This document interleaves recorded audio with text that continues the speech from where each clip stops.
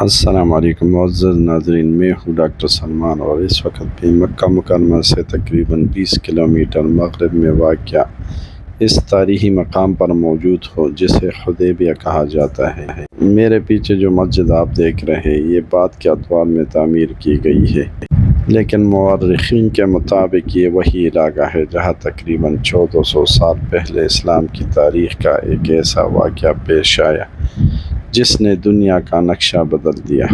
یہاں نہ کوئی تلوار چلی، نہ کوئی بڑی جنگ ہوئی، پھر بھی اللہ تعالیٰ نے اس واقعے کو فتح مبین یعنی کلی فتح قرار دیا۔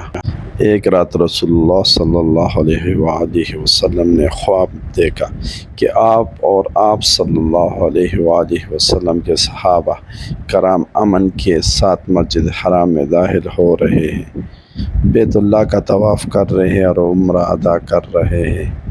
نبی کیا خواب بھی وہی ہوتا ہے، یہ اللہ تعالیٰ کی طرف سے ایک سچی بشارت تھی۔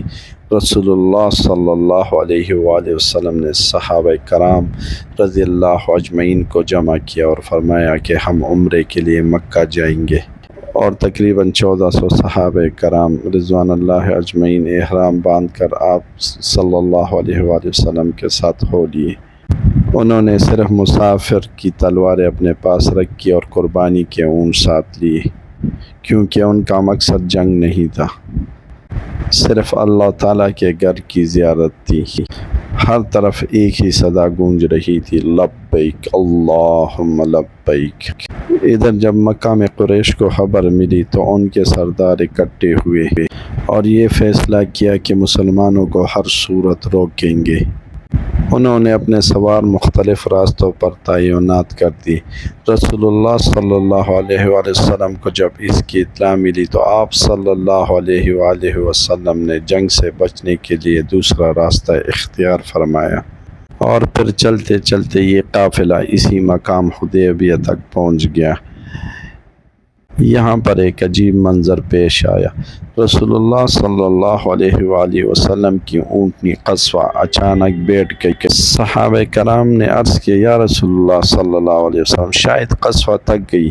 رسول اللہ صلی اللہ علیہ وآلہ وسلم نے فرمایا، قصوہ نہ تکی ہے اور نہ ہی اس کی یہ عادت ہے، اسے اسی ذات نے روک دیا جس نے ابرہہ کے ہاتھیوں کو روک دیا تھا۔ یہاں پر ایک اور معجزہ پیش آیا۔ جب صحابہ نے پیاس کی شکایت کی تو آپ صلی اللہ علیہ وآلہ وسلم نے ایک تیر منگوا کے خشک کنویں میں رکھا اور اس خشک کنویں میں پانی ابل پڑا۔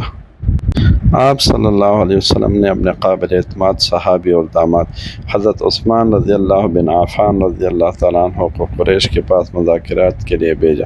قریش جانتے تھے کہ حضرت عثمان رضی اللہ تعالیٰ عنہ بنی امیہ کے معزز فرد تھے، اس لیے انہوں نے انہیں اپنے درمیان بٹھایا۔ حضرت عثمان رضی اللہ عنہ نے فرمایا، ہم جنگ کے لیے نہیں آئے، ہم صرف اللہ تعالیٰ کے گھر کا عمرہ کرنا چاہتے ہیں۔ قریش نے کہا، محمد صلی اللہ علیہ وسلم اس سال مکہ میں داخل نہیں ہو سکتے، البتہ عثمان، اگر تم چاہو تو اکیلے بیت اللہ کا طواف کر سکتے ہو۔ حضرت عثمان رضی اللہ تعالیٰ عنہ نے جواب دیا، اللہ کی قسم، جب تک رسول اللہ صلی اللہ علیہ وسلم بیت اللہ کا طواف نہیں کریں گے، عثمان بھی ہرگز طواف نہیں کرے گا۔ یہ جواب سن کر قریش حیران رہ گئے۔ انہوں نے حضرت عثمان رضی اللہ تعالیٰ عنہ کو کچھ وقت کے لیے اپنے پاس روک لیا۔ ادھر مسلمانوں کے لشکر تک ایک خوفناک خبر پہنچی کہ حضرت عثمان رضی اللہ تعالیٰ عنہ کو شہید کر دیا گیا۔ یہ خبر سنتے ہی پورے لشکر پر خاموشی چھا گئی۔ ہر فرد کی آنکھوں میں غصہ بھی تھا اور غم بھی۔ میرے پیچھے جو آپ یہ درخت دیکھ رہے ہیں، یہ اس درخت کے جڑوں سے نکلے ہوئے شاخیں ہیں جس کے نیچے آپ صلی اللہ علیہ وآلہ وسلم نے صحابہ کرام کو جمع فرمایا۔ آپ صلی اللہ علیہ وسلم نے بیت لینا شروع کیا۔ ایک ایک صحابی آگے بڑھے، کسی نے اپنا ہاتھ رسول اللہ صلی اللہ علیہ وسلم کے ہاتھ میں دیا، کسی کی آنکھوں میں آنسو تھے، کسی کے دل میں شہادت کی آرزو تھی۔ یہ بیت موت سے نہ ڈرنے کی بیت تھی، یہ وفاداری کی بیت تھی، یہ عشق رسول کی بیت تھی۔ اور آخر میں رسول اللہ صلی اللہ علیہ وآلہ وسلم نے اپنا بائیں ہاتھ تمام ہاتھوں کے اوپر رکھا اور کہا، یہ عثمان کا ہاتھ ہے۔ اور یہ اس کی طرف سے بیت ہے۔ سبحان اللہ۔ اسی موقع پر اللہ تعالیٰ نے قرآن میں ان خوش نصیب صحابہ رضی اللہ تعالیٰ عنہ اجمعین کے لیے اپنی رضا کا اعلان فرمایا ہے۔ یقیناً اللہ ان مومنوں سے راضی ہو گیا جب وہ درخت کے نیچے آپ سے بیعت کر رہے تھے، اس لیے یہ واقعہ بیعت رضوان کہلاتا ہے۔ جب صحابہ کرام رضی اللہ تعالیٰ عنہ اجمعین نے عثمان رضی اللہ تعالیٰ عنہ کا بدلہ لینے کے لیے شہادت تک لڑنے پر آپ صلی اللہ علیہ وآلہ وسلم کے ہاتھ پر بیعت کی خبر قریش کے پاس پہنچی تو وہ پریشان ہو گئے اور انہوں نے فوراً اطلاع دی کہ حضرت عثمان رضی اللہ تعالیٰ عنہ زندہ ہے، اور اس طرح انہوں نے اپنا قاصد سہل بن عمرو کو آپ صلی اللہ علیہ وسلم کی خدمت میں بھیجا۔ آپ صلی اللہ علیہ وآلہ وسلم نے اس کو دیکھ کر فرمایا کہ تمہارے لیے معاملہ آسان کر دیا گیا ہے، یعنی سہل کے عربی معنی ہے آسانی کے۔ سہل بن عمرو اور رسول اللہ صلی اللہ علیہ وسلم کے بیچ معاہدہ لکھنے کے لیے آپ صلی اللہ علیہ وآلہ وسلم نے حضرت علی رضی اللہ تعالیٰ عنہ کو بلایا اور انہیں کہا کہ لکھو بسم اللہ الرحمن الرحیم۔ سہل بن عمرو فوراً بولا، ہم بسم اللہ الرحمن الرحیم کو نہیں جانتے، لکھو بسمک اللہم۔ صحابہ کرام کو یہ بات ناگوار گزری، لیکن رسول اللہ صلی اللہ علیہ وآلہ وسلم نے امن کی خاطر یہ بات قبول فرما لی۔ پھر آپ صلی اللہ علیہ وآلہ وسلم نے لکھوایا، یہ وہ معاہدہ ہے جس پر محمد رسول اللہ صلی اللہ علیہ وآلہ وسلم نے اتفاق کیا ہے۔ سہل بن عمرو نے پھر اعتراض کیا کہ ہم آپ کو رسول اللہ مانتے تو آپ سے کیوں لڑتے؟ صرف محمد بن عبداللہ لکھ۔ یہ سن کر صحابہ رضی اللہ تعالیٰ عنہ کے دل تڑپ اٹھے۔ حضرت علی رضی اللہ تعالیٰ عنہ کو جب رسول اللہ صلی اللہ علیہ وآلہ وسلم کے الفاظ مٹانے کا کہا گیا تو انہوں نے ادب سے عرض کیا، یا رسول اللہ صلی اللہ علیہ وسلم، میری ہمت نہیں کہ میں یہ الفاظ مٹاؤں۔ رسول اللہ صلی اللہ علیہ وسلم نے خود وہ جگہ منگوائی اور اپنے دست مبارک سے رسول اللہ کے الفاظ مٹا دیے۔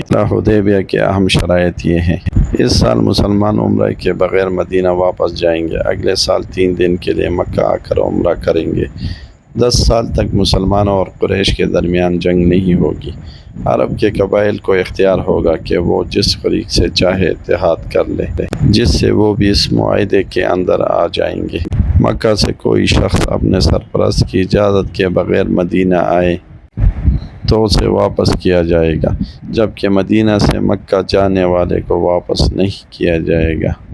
معاہدے پہ ابھی دستخط نہیں ہوئے تھے۔ اسی اثناء میں صحابہ کرام نے دیکھا کہ ایک شخص جس کے پاؤں میں زنجیریں تھیں اور جسم پر تشدد کے آثار تھے، وہ گرتا پڑتا مسلمانوں کی کیمپ کی طرف آ رہا تھا۔ حضرت ابو جندل بن سہل، جی ہاں وہی سہل بن عمرو کے بیٹے، انہوں نے اسلام قبول کیا تھا اور اسی جرم میں مکہ والوں نے انہیں قید کر رکھا تھا۔ بڑی مشکل سے وہ قید سے نکل کر آپ صلی اللہ علیہ وآلہ وسلم کی طرف پہنچے۔ سعد بن عمرو فوراً بولے کہ مجھے میرا بیٹا واپس کر دو، کیونکہ معاہدے کی روح سے مکہ سے آنے والے شخص کو آپ واپس کریں گے۔ حضرت ابو جندل رضی اللہ تعالیٰ عنہ نے مسلمانوں سے فریاد کیا، اے مسلمانوں، کیا مجھے دوبارہ مشرکین کے حوالے کر دیا جائے گا جبکہ میں مسلمان ہوں؟ صحابہ رضی اللہ کی آنکھوں میں آنسو آ گئے، دل خون کے آنسو رو رہا تھا۔ حضرت عمر رضی اللہ تعالیٰ عنہ کے جذبات بے قابو ہو گئے، انہیں محسوس ہو کہ یہ شرط مسلمانوں کے لیے بہت سخت ہے، مگر رسول اللہ صلی اللہ علیہ وآلہ وسلم نے اپنے وعدے کی پاسداری فرمائی۔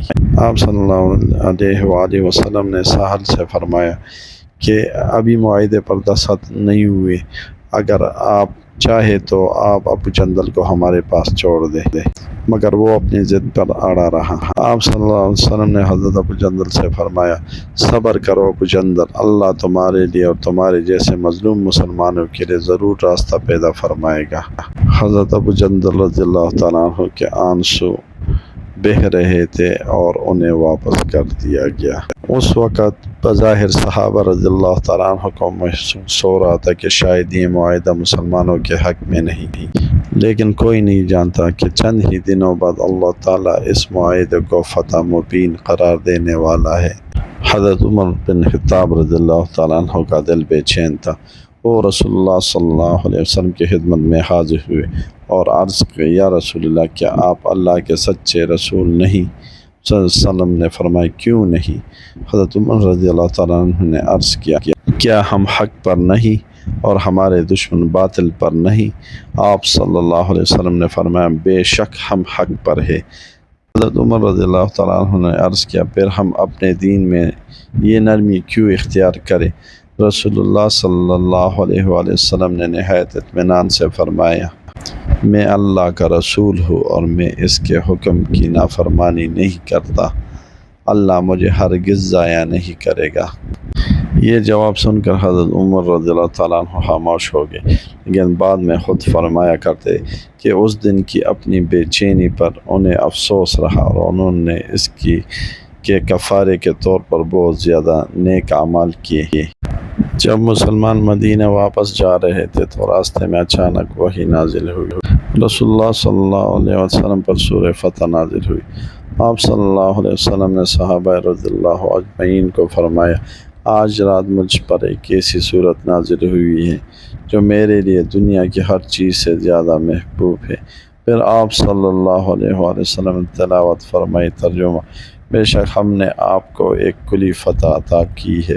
صحابہ رضی اللہ تعالیٰ عنہ حیران تھے، جسے وہ اپنی شکست سمجھ رہے تھے اللہ تعالیٰ اسے فتح مبین قرار دے رہے تھے۔ حضرت ابو بصیر رضی اللہ تعالیٰ عنہ کا حیرت انگیز واقعہ۔ چند ہی دنوں بعد مکہ سے ایک اور مسلمان حضرت ابو بصیر مدینہ پہنچ گئے۔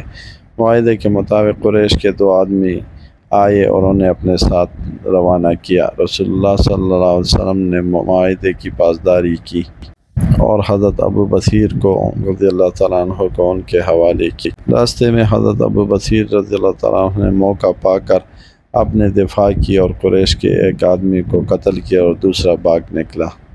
وہ دوبارہ مدینے آئے لیکن رسول اللہ صلی اللہ علیہ وسلم نے فرمایا کہ معاہدہ اپنی جگہ برقرار ہے۔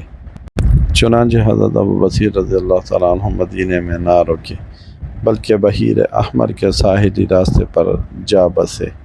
آہستہ آہستہ مکہ سے نکلنے والے دوسرے مظلوم مسلمان بھی ان کے ساتھ شامل ہوتے گئے، جن میں حضرت ابو جندل رضی اللہ تعالیٰ عنہ بھی شامل تھے۔ یہ لوگ مدینہ کے شہری نہیں تھے، اس لیے معاہدے کی شرط ان پر لاگو نہیں ہوتی تھی۔ انہوں نے قریش کے شام جانے والے تجارتی قافلوں کے راستے پر پڑاؤ ڈال دیا۔ اب قریش کے تجارتی قافلے مسلسل خطرے میں رہنے لگے۔